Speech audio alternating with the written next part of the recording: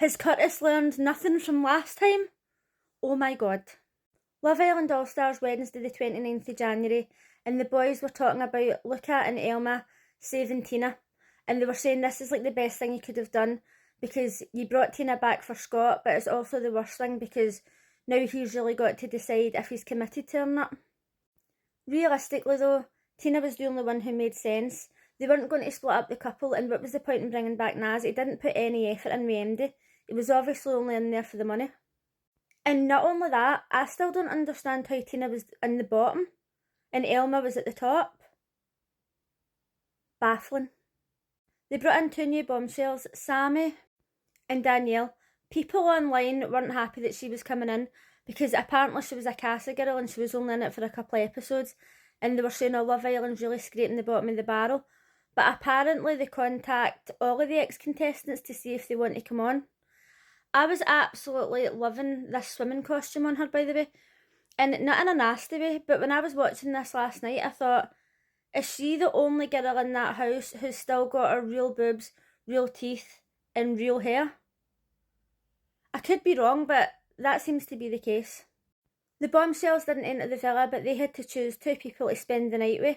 So Sammy chose Elma. She was over the moon. She was giving him hugs and kisses, and it was instantly as if she was just happy to be in a couple with him. And then when they went into the villa, Sammy was saying, oh, I'm still open, I want to get to know all the other girls and stuff. But I feel as if Elma is just kind of like, always chose me, and we got on really well, and then that's kind of it. Danielle chose Curtis, and Ekin-Su was fucking raging. But she was like, oh, she's messed with the wrong girl. As if somehow people are supposed to be intimidated by her. She's not intimidating whatsoever. I understand that Ekin-Su was upset, but the way she was saying it as if like she was going to do something. No, she's not going to do anything. The only person that I've ever actually would have been scared of in Love Island was Amber. Remember Amber and Michael? And she went away to Casa and he went with somebody else. And when she was coming back, right, not that she was a scary person, but just the whole situation, when she came back for Casa and Michael standing there with somebody else, I was like, oh my god. That island is going to be burnt to the ground. How she stood there with a calm face and how everybody survived, I'll never know, because I would have fucking lost it. But anyway, Ekin-Su and Curtis have been together for like 2 weeks and nobody's feared her. So when he was in the room with everybody, he was saying, I'm closed off with Ekin, I'm really happy, blah, blah, blah. Didn't do a thing wrong. In the morning when he was talking to Danielle, he says, oh, I like your ring, and he was like looking at her hand. Not doing anything wrong, but then they were talking about being closed off, and he says, oh, I really like Ekin, but I don't really know the girl. And at that point, I looked at my pal, and I was like, oh, we're in trouble here. When they were out the villa, Ekin-Su was fucking spiralling. And she was saying to them, oh, he didn't reassure me. He just came and gave me a kiss and says he was confused. What's he confused about? He obviously meant he was confused because he'd been picked and he says he was closed off. But she was making up all these scenarios in her head. Now, I would understand if Curtis was her boyfriend, but they've been seeing each other for 2 weeks.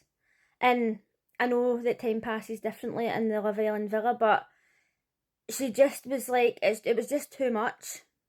When they came back and Curtis came up and spoke to her, and she just wasn't being nice whatsoever, it was extremely off-putting. And then Elma says, oh, they didn't do anything, he was very respectful, but I seen him holding her hand. That opened another whole fucking can of worms. Danielle pulled Ekin-Su for a chat, and I was like, yes. Don't be intimidated by her, just tell her how you're feeling. And she says that she chose Curtis because she didn't think she'd get a chance to really speak to him in the villa, and she wanted to go for the person that she really liked. Now, what annoyed me about Ekin-Su was she says, oh, I don't understand why you would choose somebody who's closed off. I was a bombshell and I wouldn't have done that. But rewind back to when Ekin-Su went in. Keep in mind she went in the first night, so she wasn't really a bombshell. On her VT, she says, I'm going to go for what I want. I don't care if somebody's closed off. Like, I'm going to go for what I want. All talk like that. Now somebody's doing it to her and she's not happy. One rule for her, another rule for everybody else. Now, don't get me wrong. If I was closed off and somebody went after my man, I would be fucking raging as well. but I wouldn't be accusing him of shit that he didn't do. Curtis was speaking to the boys and he says, oh, I don't really know what's going on with me and Danielle. She's just really easy to talk to. She's like, I'm just comfortable spending time with her, whatever. It could be a friendship thing. I looked at my pal, who doesn't give one fuck about Love Island, and I says, something's happening here. Ekin-Su and Curtis were having a long talk, and she was accusing him of all sorts. She was saying, oh, you were holding her hand, you weren't reassuring me. He is a man. I'm not saying that all men are the same, but a lot of men are not good at communicating. And by the way, neither are women. Women will ask men for something and they don't make it clear what they want. Oh, I want you to reassure me. Tell him what that means. Poor Curtis. He doesn't have a fucking clue what's going on. Ekin-Su is a drama queen at the best of times, but nobody wants somebody who's just going to be so aggressive like that. The two of them aren't going out, and okay, she's upset, but you can't go about just accusing people of stuff. And Curtis is so chilled out. And for somebody to be accusing him of things and being like aggressive almost, he's just got to take a step back and go, I don't know what's happening here. So at this point he's thinking Ekin-Su's a fucking nutcase, and I would be thinking the same. Ekin-Su went upstairs and Danielle pulled Curtis for another chat. And you know what? I like her style. Because these bombshells come in and they say, I'm going to go for what I want and blah, blah, blah. And then once they get in there, they're like, oh, girl code. I can't go for somebody that I like because of girl code. But she is going for the person that she wants. And she doesn't give a fuck if it's Ekin-Su or not. Understand that Ekin-Su thinks she's the queen of the island. And she's going around giving everybody all her advice and being so dramatic. But she's needing to fucking calm it. So Danielle was saying Ekin's been really nice. And Curtis was saying, oh, but has she been too nice, you know? And they're kind of laughing about it, which I thought was a bit of a sin, because Ekin-Su does have a right to be upset, but just the way she's going about it and like overreacting isn't a good look for anybody. So they started playing ominous music, and I turned to my pal, who doesn't give a fuck about Love Island, and says, oh my god, she must be coming back down the stairs. You see her coming back down. Now, I wouldn't find Ekin-Su intimidating, however, you just think, oh, there's going to be drama here. So she came out the bottom door and the music changed. It was like a shark movie. And I thought, oh shit, things are going to kick off. So when she came down, the girls were like, oh, they're over there having a talk. And she walked over and just kind of stood, like right in front of them, and took a drink. And the fact that none of them even acknowledged her, they seen her standing there, I felt was a bit harsh. Do you know what I mean? Like, they could have said, oh, we'll just be 5 minutes, we're just catching up. Or they could have acknowledged her. And she was clearly upset.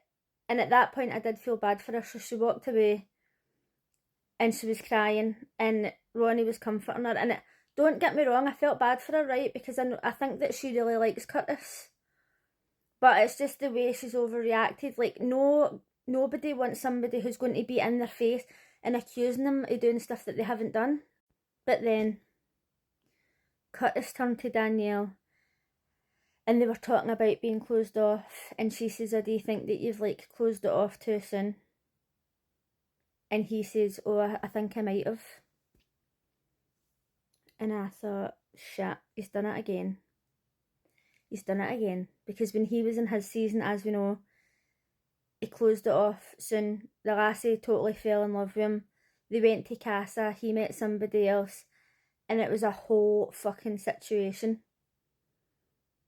And I actually really felt sorry for Ekin-Su. I also felt sorry for him because he was getting accused of stuff that he hadn't done. But this is just like a repeat of his season. He's got somebody to fall in love with him or like really like him. And now this has happened.